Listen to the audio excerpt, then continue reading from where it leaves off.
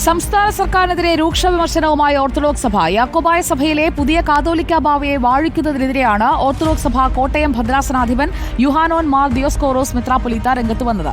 സമാന്തര ഭരണം 2017 സുപ്രീം കോടതി വിധിയുടെ ലംഘനമാണെന്നും നിയമമന്ത്രി പി രാജീവ് നിയമലംഘനത്തിന് കൂട്ടുനിൽക്കുകയാണെന്നും ഓർത്തഡോക്സ് സഭ ആരോപിച്ചു.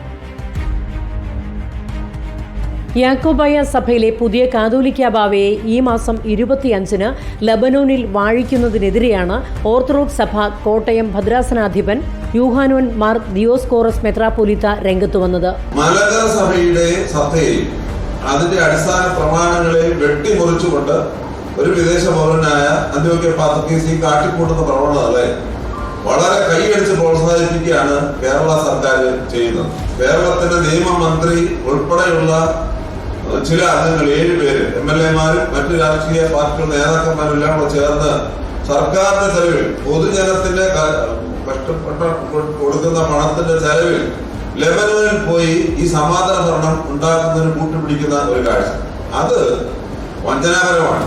സമാന്തര ഭരണം ഭരണഘടനാ ലംഘനമാണ്. നിയമം ലംഘിക്കുന്നതിന് സംസ്ഥാന സർക്കാർ പിന്തുണ നൽകുന്നു.